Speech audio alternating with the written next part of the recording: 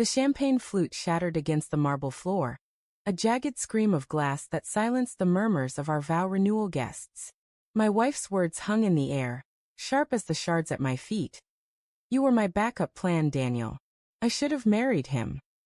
Her eyes, wide with panic, betrayed the truth she hadn't meant to spill. The room spun, crystal chandeliers blurring into streaks of light, the scent of lilies choking me. 20 years of marriage, and I was her consolation prize. I stood frozen, my tailored suit suddenly too tight, the weight of her confession crushing my chest. The guests, friends, family, colleagues stared, their whispers a low hum like distant thunder. My heart pounded, each beat a question. Who is he?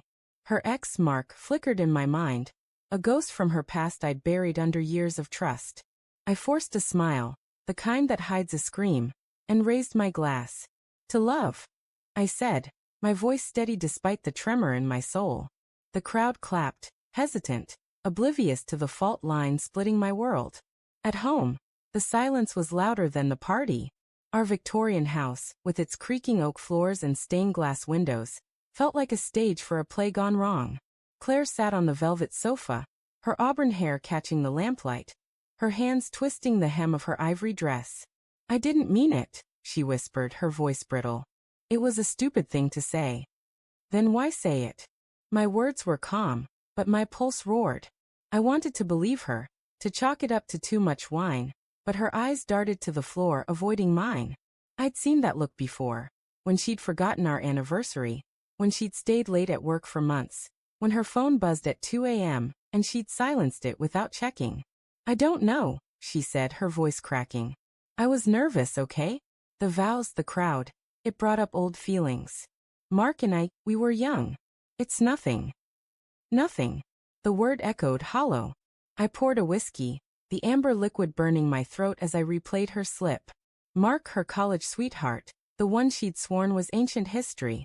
I'd met him once, at a reunion, tall, charismatic, with a laugh that filled the room.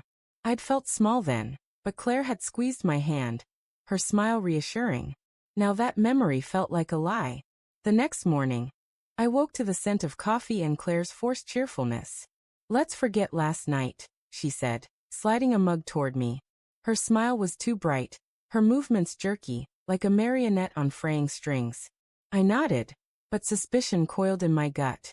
I started noticing things. Her phone always face down now. Her late nights at the gallery, where she curated art.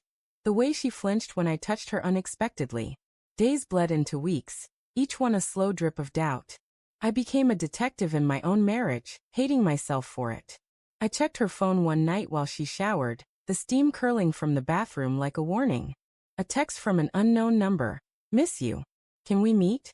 My thumb hovered over the screen, torn between confronting her and pretending I hadn't seen it. I chose silence, but the seed was planted. The gallery became my obsession. I drove by one evening, the city's neon lights reflecting off the rain-slicked streets. Through the glass storefront, I saw Claire laughing with a man, Mark. His hand grazed her arm, lingering too long. My breath caught, the car's heater suffocating. I didn't storm in. I drove home, the image seared into my mind, her laughter a blade twisting in my chest. I started digging deeper, guilt warring with anger. Her laptop, left open one night, revealed emails, intimate, coded, but undeniable. Meet me at the loft, one read. I can't stop thinking about you. My hands shook as I scrolled, each word a betrayal, each date a memory of her lying beside me, pretending. The loft, our old apartment, the one we'd kept as a rental property. She'd been meeting him there, in the space where we'd built our life. I could have confronted her then, but I needed proof, something tangible to shatter her lies. I installed a camera in the loft, a small, discreet device hidden in a bookshelf. The act felt like a betrayal of my own morals, but I was past caring.